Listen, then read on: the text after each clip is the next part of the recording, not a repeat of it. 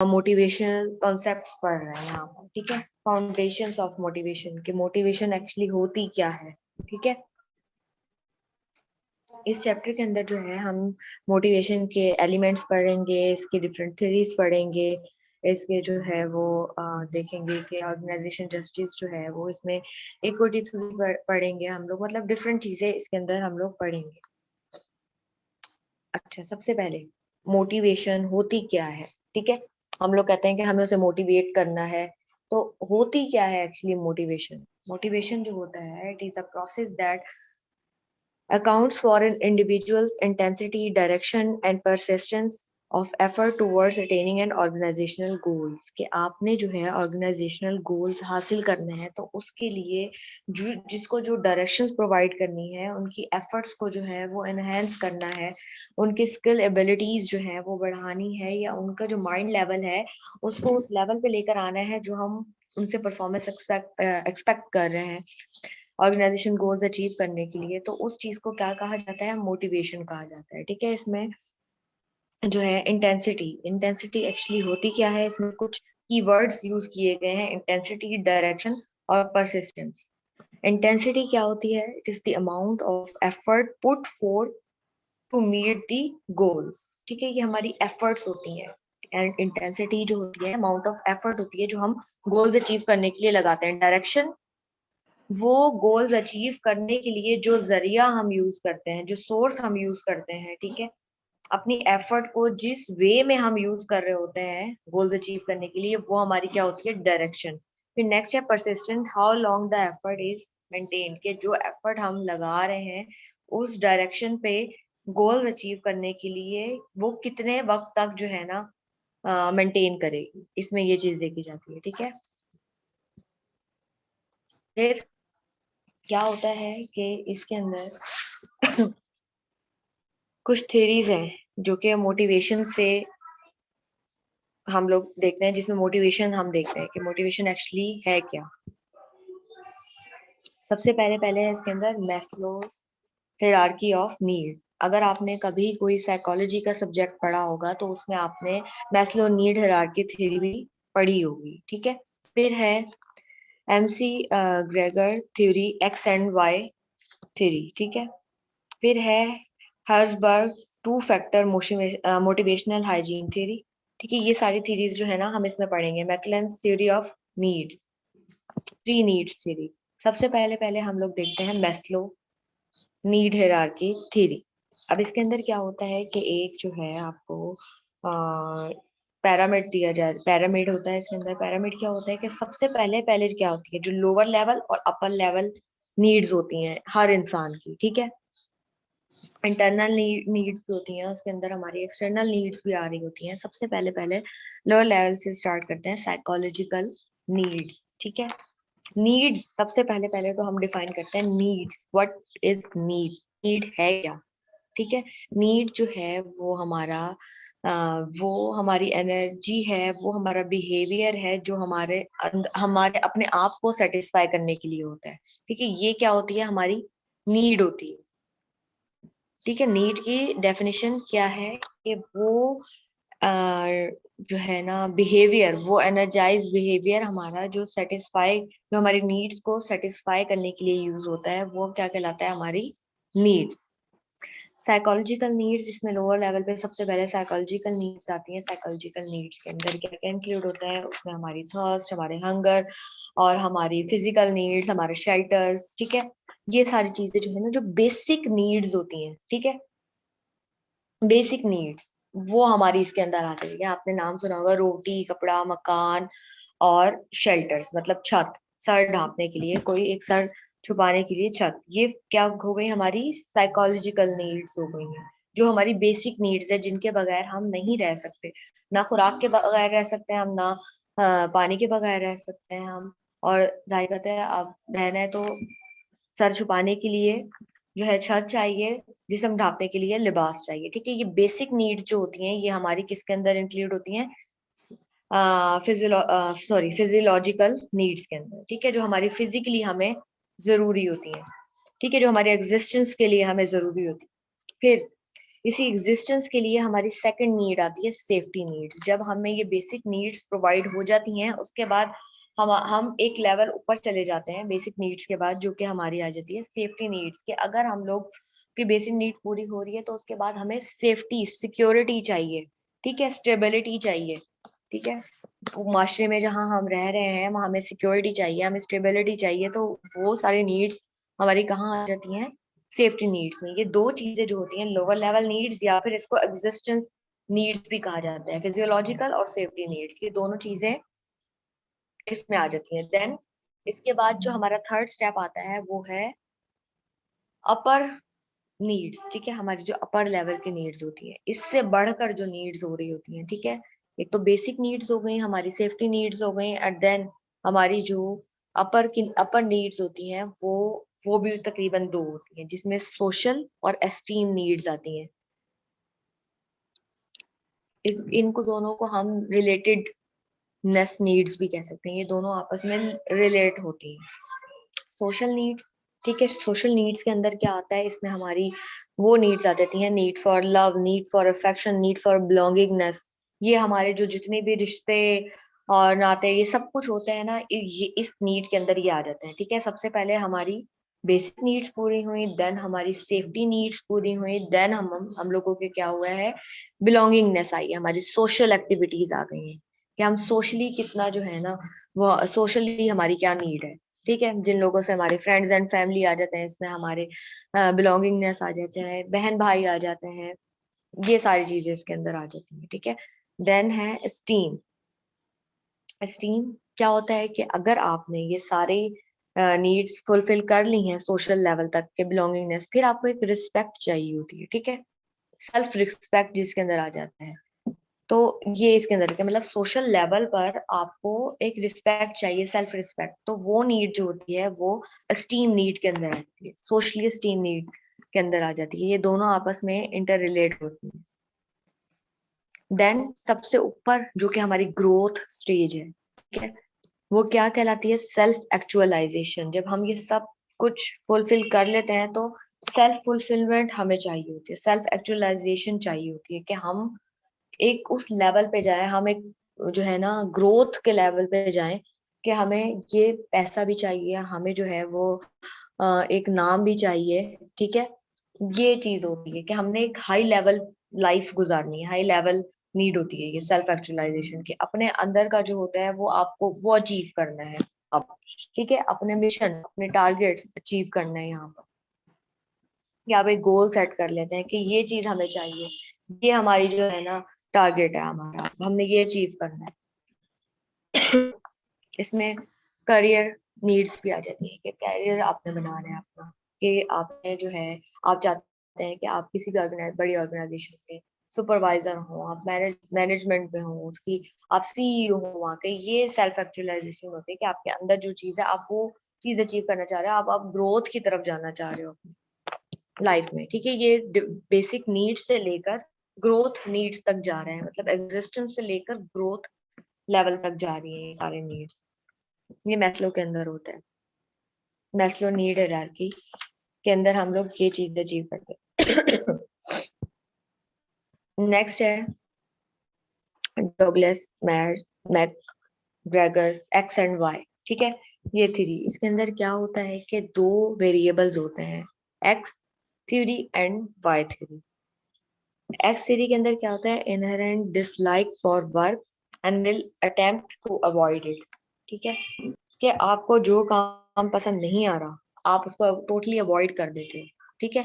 ये आपकी नीड्स होती हैं कि आप जो चीज नहीं होती, मतलब कुछ लोगों के इनबॉर्न होता है कि जो उन्हें नहीं समझ आ रहा होता तो वो उसको अडॉप्ट नहीं करते, ठीक है। Must be course control and threatened with punishment. ठीक है, अब क्या होता है कि इसके अंदर जो है वो आपको मस्ट बी कोर्स कंट्रोल, ठीक है, एंड और थ्रेटन विद पनिशमेंट। जब आपके अंदर ये चीज आती है कि आप वो वर्क को डिसलाइक कर रहे हो और उसे अवॉइड कर रहे हो, उसको अटेम्प्ट नहीं कर रहे हो, तो फिर इसके अंदर इस थ्योरी के अंदर वो वर्क किस तरीके से कराया जाता है, थ्रेटनिंग, ठीक है, पनिशमेंट से वो वर्क किया जाता है या बंदे को कंट्रोल किया जाता है, ठीक है। इसके बाद आ जाती है थ्योरी वाई। थ्योरी एक्स में क्या था, फोर्सफुली वर्क करवाया जाता है, बेशक आप डिसलाइक कर रहे हो, अटेम्प्ट नहीं कर रहे हो, अवॉइड कर रहे हो, फोर्सफुली करवाया गया। फिर वाई थ्योरी के अंदर view work as being as natural as rest और प्ले, के नेचुरली जो चल रहा होता है कि मतलब नेचुरली आप प्ले भी कर रहे हो, रेस्ट भी कर, मतलब नेचुरल वे इसके अंदर चल रहा होता है वाई में। एक्स में फोर्सफुली, इसमें natural way. Will exercise self direction as self control if committed to objective, ठीक है। इसके अंदर अपना आप आता है कि आप अंदरूनी तौर पे सेटिस्फाई हो, अपना उसमें रोल प्ले करना चाह रहे हो, ठीक है। तो आप क्या होती है कि उसके अंदर आपकी कमिटमेंट टुवर्ड्स द ऑब्जेक्टिव जो है वो राइज होना स्टार्ट हो जाती है, आपको डायरेक्शंस मिलना स्टार्ट हो जाती हैं, आपको अपना खुद पे उस पर कंट्रोल हो जाता है, उसमें फोर्सफुली, इसमें सेल्फ कंट्रोल, ठीक है। ये दो थ्योरी का डिफरेंस है इसके अंदर। नेक्स्ट थ्योरी है हर्सबर्ग टू फैक्टर थ्योरी, ठीक है। इसमें टू फैक्टर्स हैं, क्या है, हाइजीन फैक्टर, ठीक है, नॉट डिससेटिस्फाइड और dissatisfied. Not dissatisfied means gate satisfied और डिससेटिस्फाइड मीन डिससेटिस्फाइड, ठीक है। अब इसके अंदर क्या क्या फैक्टर्स हो जाते हैं हाइजीन। हाइजीन में मतलब पहला फैक्टर है हाइजीन फैक्टर, उसके अंदर आ जाती है हमारी क्वालिटी ऑफ सुपरविजन, हमारी पे, company policies, physical working conditions, relationships, हमारी जॉब सिक्योरिटी, ठीक है। ये हाइजीन के अंदर आ जाती है कि आप अपनी पे से सेटिस्फाइड हो, आप अपनी कंपनी की पॉलिसी से, जो आपका फिजिकल वर्क एनवायरनमेंट है आप उससे सेटिस्फाइड हो, कि वो कंडीशंस जो आपने सोची थी वो उस तरीके से फुलफिल हो रही हैं, आपके वहां पे इंटर रिलेशंस अच्छे हों, कि मतलब employ to employ, employ to managers, managers to supervisors, ये रिलेशनशिप्स अच्छे हों, क्वालिटी ऑफ वर्क जो है आपको प्रोवाइड किया जाए, आपके सुपरवाइजर आपके साथ फ्रेंडली हो, जॉब सिक्योरिटी हो आपको, ठीक है, कि किसी भी वक्त निकाल के खड़ा ना हो जाए कर दें कि एक जो है वो एक law, rules and regulation, law को फॉलो करते हुए जो है ना आपके वहां पर। फिर क्या होता है कि अगर ये सारी चीजें फुलफिल हो रही हैं, हाइजीन फैक्टर्स फुलफिल हो रहे हैं according to the needs of a employ, according to the needs of a human, तो वो क्या होगा, सेटिस्फाइड होगा, ठीक है। और अगर नहीं होंगे तो ऑब्वियसली वो डिससेटिस्फाइड होगा। सेकंड फैक्टर क्या है, मोटिवेशनल फैक्टर। अगर हाइजीन फैक्टर्स फुलफिल हो गए, ठीक है, सेटिस्फाइड है, तो अब ये तो नहीं होगा कि काम उस तरीके से चल रहा हो, फिर क्या होता है कि इंसान को मोटिवेट करना होगा, ठीक है। अगर डिससेटिस्फाइड होगा तो उसके लिए लाजमी तौर पे सेकंड फैक्टर की जरूरत पड़ेगी, मोटिवेशन, ठीक है, मोटिवेट करना पड़ेगा उसे टुवर्ड्स दी वर्क। वो कैसे मोटिवेट किया जाएगा, promotion opportunities, opportunities for personal growth, recognition, responsibilities, achievements, इस तरीके से उसको क्या किया जाएगा, मजीद उसको सेटिस्फाइड किया जाएगा, कि उसको प्रमोशंस दी जाएंगी, बेनिफिट्स दिया जाएगा, उसको पर्सनल ग्रोथ के लिए डायरेक्शन प्रोवाइड की जाएंगी। फिर उसकी क्या होगा कि अगर वो कोई काम अच्छा कर रहा है तो उसको रिकॉग्निशन दी जाएंगी, ठीक है, उसकी रिस्पॉन्सिबिलिटीज जो है वो इंक्रीज कर दी जाएंगी, कि आप जो है जिस तरह अगर एक टीम बना दी गई है तो उसका भी मजीद जो है ना टीम लीडर बना दिया जाएगा, कि आप टीम के मेंबर भी हैं और साथ साथ टीम लीडर भी हैं, तो इस तरह इसकी रिस्पॉन्सिबिलिटीज इंक्रीज कर दी जाएंगी कि वो अपने आप को जो है वो ज्यादा बेटर समझेगा, ठीक है। अचीवमेंट्स, फिर उनकी डिफरेंट अचीवमेंट्स के ऊपर उनको बेनिफिट्स और इंसेंटिव्स दिए जाएंगे जिससे भी वो मोटिवेट होंगे, ठीक है। अगर वो इन सब चीजों से भी मोटिवेट हो रहे हैं तो ऑब्वियसली सेटिस्फाइड होंगे, लेकिन अगर नहीं हो रहे तो नॉट सेटिस्फाइड होंगे। टू फैक्टर्स, हाइजीन फैक्टर्स और मोटिवेशनल फैक्टर्स। हाइजीन फैक्टर्स में सेटिस्फाइड होंगे तो जो हमारा ये फैक्टर्स है इसका लेवल अप होगा तो सेटिस्फाइड होंगे, लो होगा तो डिससेटिस्फाइड। इसी तरह मोटिवेशंस में लेवल अप होगा तो सेटिस्फाइड, लेवल डाउन होगा तो नॉट सेटिस्फाइड। ये टू फैक्टर थ्योरी। सबसे पहले मैस्लो पढ़ी थी, उसमें हमने 5 थिंग्स पढ़ी थी। देन हमने जो है वो कौन सी पढ़ी थी, जैसे डॉगलस, ठीक है, डॉगलस की पढ़ी थी। इसमें एक्स और वाई थी। एक्स के अंदर क्या था, फोर्सफुली, वाई के अंदर सेल्फ फिलमेंट या सेल्फ डायरेक्शन। फिर हर्जबर्ग पढ़ी थी, उसके अंदर टू फैक्टर्स थे। दो फैक्टर्स कौन कौन से, हाइजीन और सेकंड मोटिवेशनल, ठीक है। नेक्स्ट अब हम पढ़ रहे हैं थ्योरी। इसके अंदर क्या होता है, नीड फॉर अचीवमेंट, ठीक है, ड्राइव टू एक्सेल, अचीवमेंट, कि आपके अंदर ये नीड है कि आपने कोई चीज अचीव करनी है, ठीक है। फिर need for power, need for affiliation, ये तीन किस्म की जो नीड्स है ना इसमें इंक्लूड होती है। फर्स्ट अचीवमेंट, सेकंड पावर, और फिर एफिलिएशन, कि आपने कुछ अचीव करना है। फिर आपका जो है आपका जो है एक ऐसी, आप चाहते हैं कि आपके हाथ में कोई पावर हो, आप किसी को जो है वेज शो कर सकें, डायरेक्शंस दिखा सकें, किसी को सुपरवाइज कर सकें। ये होती है need to make others behave in a way that would not behave otherwise, ठीक है, कि आप उनको सुपरवाइज कर सकें, आप उनको डायरेक्शन प्रोवाइड कर सकें कि आपने ये नहीं इस तरीके से काम करना है, ठीक है। ये भी नीड होती है, कुछ लोगों के अंदर होती है ये नीड, ठीक है। नेक्स्ट एफिलिएशन, कि आप लोगों ने जो है एक दूसरे से रिलेशनशिप्स बनाने हैं, फ्रेंडली जो है ना मैनर्स बनाने हैं, इसके अंदर इंटरपर्सनल रिलेशनशिप्स इसके अंदर आ जाते हैं, इसकी डिजायर होती है। नीड फॉर अचीवमेंट, कि आपने जो है कुछ चीज अचीव करनी है, अपने गोल्स अचीव करना है, ठीक है। सेकंड नीड फॉर पावर, कि आप ये चाहते हैं कि आप किसी को सुपरवाइज करें, मैनेज करें, अपनी टीम्स को बिहेव सिखाएं कि आपने किस तरीके से बिहेव करना है। और एफिलिएशंस में हमारे इंटर रिलेशनशिप्स आ जाते हैं, ठीक है, इस थ्योरी के अंदर ये कॉन्सेप्ट। फिर है मैकलेंस हाई अचीवर्स, कि मैकलेंस थ्योरी जो है उसमें अचीवमेंट थ्योरी थी, तो उसमें हाई अचीवर्स कैसे होते हैं। High achievers prefer job with personal responsibility, feedback, intermediate degree of risk, ठीक है। पर्सनल रिस्पॉन्सिबिलिटी, उनकी पर्सनल रिस्पॉन्सिबिलिटीज क्या है, किस तरीके से उन्होंने मैनेज करना है टीम्स को, और जो है डिफरेंट डिपार्टमेंट्स में किस तरीके से जो है ना उन्होंने उसकी रिपोर्टिंग करनी है, जो भी वर्क हो रहा है या ठीक है जो भी उनकी अचीवमेंट्स हो रही है। फिर जब वो रिपोर्ट कर देते हैं तो उससे रिलेटेड जो कुछ अचीव कर लेते हैं उसके बाद वो उसका फीडबैक लेते हैं, ठीक है। क्या ये जो चीज हमने अवेल कर ली है, अचीव कर ली है, इसका रिजल्ट क्या है, कैसा रिजल्ट शो हो रहा है। कोई भी प्रोडक्ट अगर लॉन्च होता है तो उसका फीडबैक लिया जाता है कि क्या इसका टेस्ट अच्छा है, क्या इसकी क्वांटिटी अच्छी है, क्या इसकी क्वालिटी अच्छी है।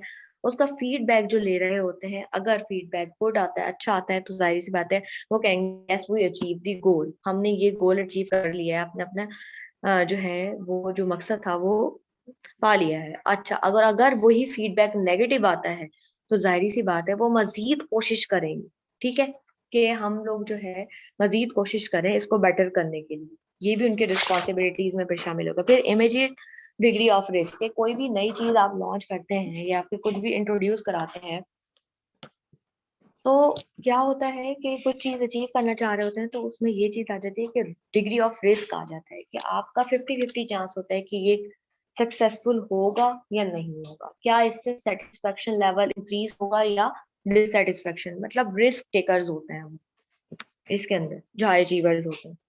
अगर वो रिस्क नहीं लेंगे तो कभी भी जो है ना अपनी अचीवमेंट हासिल नहीं कर सकेंगे। इसलिए जितनी भी आपने देखा होगा ऑर्गेनाइजेशंस होती हैं वो रिस्क टेकर्स होती हैं। जो रिस्क टेकर्स होती हैं यकीनी तौर पे मार्केट लेवल को वही अचीव कर सकती हैं। अपने कंपेटिटर्स को बीट करने में भी जो है ना रिस्क लेना पड़ता है। जो जो रिस्क टेकर्स नहीं होंगे तो वो ट्रेडिशनल वे में ही वर्क करते रहेंगे, ठीक है। उनकी जो है सक्सेस चांसेस इतने ज्यादा नहीं होंगे जो रिस्क टेकर्स होंगे। मे बी पॉसिबल उनको उस रिस्क का नेगेटिव इफेक्ट आ जाए, लेकिन ये भी हो सकता है कि पॉजिटिव इफेक्ट आ जाए। अगर नेगेटिव इफेक्ट आएगा तो वो उसको टैकल करने की डिफरेंट स्ट्रेटजीज या सिचुएशंस बिल्ड करेंगे। लेकिन अगर जो है पॉजिटिव आता है तो जाहिर सी बात है ये हाई अचीवमेंट में आ जाएगा। फिर higher achievers are not necessary good managers, ये भी जरूरी नहीं होता। वही बात कि अगर रिस्क उन्होंने लिया है, ठीक है, अगर रिस्पॉन्सिबिलिटी और फीडबैक रिस्पॉन्सिबिलिटी सही तरीके से शो नहीं कर रहे, फीडबैक नेगेटिव आ रहा है, तो जरूरी नहीं कि वो गुड मैनेजर्स भी हो सकता है उन्होंने ये चीज अचीव कर ली हो, बट ये कोई नहीं पता कि फोर्सफुली अचीव कर रही है या फिर फ्रेंडली मैनर में जो है ना वो अचीव की है, इंटर रिलेशंस बनाए हैं, या जस्ट जो है उन्होंने टारगेट्स बता दिए गए हैं कि ये आपने इस लाइन तक कवर अप करने हैं, दैट्स इट। ठीक है, जरूरी नहीं कि वो गुड मैनेजर्स भी हों, कि उन्होंने मैनेज कर लिया अपने टाइम को, बेशक अचीव कर लिया उन्होंने टाइम से पहले चीज, बट इट्स नॉट नेसेसरी कि वो गुड मैनेजर है। फिर high NPO and low NAF is related to managerial, मतलब एफिलिएशन और पावर, ठीक है। हाई पावर नीड और low affiliation need is related to managerial success, कि आपने अपनी पावर का जो है वो सही इस्तेमाल करना है, बट अफिलिएशंस जो रिलेशनशिप्स हैं उनको कम बनाना है, जब भी आप जो है ना मैनेजरियल सक्सेस। अब ये नहीं होगा कि एक एम्प्लॉय और एक मैनेजर हर वक्त जो है ना रिलेशन में लगे हुए हैं, गप्पे लगा रहे हैं, अपने काम को जो है ना सही तरीके से अंजाम नहीं दे रहे। जाहिर सी बात है, अगर वो उसको कोई ऑर्डर देगा तो वो समझेगा कि ये तो मेरा दोस्त है, मैं इसकी बात, मतलब इतना ज्यादा उसकी बात उसके लिए इफेक्टिव नहीं होगी जितना एक बॉसी बिहेवियर जिसका होता है उसकी बात इफेक्टिव हो। ठीक है। तो इसमें जो है ना हाई पावर जिन लोगों के अंदर होती है, जो अपनी हाई पावर शो करते हैं और लो एफिलिएशंस होती हैं, तो उनके अंदर मैनेजरियल सक्सेस के चांसेस भी ज्यादा होते हैं। फिर कंटेम्प्रेरी थ्योरीज ऑफ मोटिवेशन, इनमें कौन कौन सी आ जाती हैं? इसमें फिर मजीद जो है ना 5 थ्योरीज आ जाती हैं, जिसमें हमारी cognitive evaluation theory, goal settings theory, self efficacy theory, equity theory और एक्सपेक्टेंसी थ्योरी। ठीक है। ये 5 थ्योरीज जो है ना इसके अंदर इंक्लूड हो जाती हैं। फर्स्ट हमने कितनी कौन कौन सी पढ़ी थी? मैस्लो पढ़ी थी, हेजलबर्ग पढ़ी थी, मैकलन पढ़ी थी, पता नहीं बहुत सारे मुश्किल मुश्किल से नाम है। ये सब आपने याद करना है। ठीक है। उसके बाद जो है ना कंटेम्प्रेरी थ्योरी है, तो इनमें कॉग्निटिव, गोल, सेल्फ एफिकेसी, इक्विटी और एक्सपेक्टेंसी। ठीक है। इन दोनों का डिफरेंस आप लोगों ने जहन में रखना है कि नीड्स की कौन सी है और कंटेम्प्रेरी कौन सी। फिर सबसे पहले पहले है कॉग्निटिव एवेल्युएशन थ्योरी। ये होती क्या है एक्चुअली?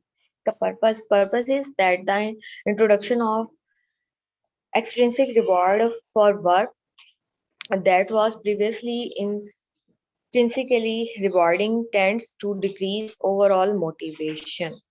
ठीक है। इसका इसका क्या होता है कि आपने एक रिवॉर्ड सिस्टम जो है वो इंट्रोड्यूस कराना है। रिवॉर्ड सिस्टम क्या होता है?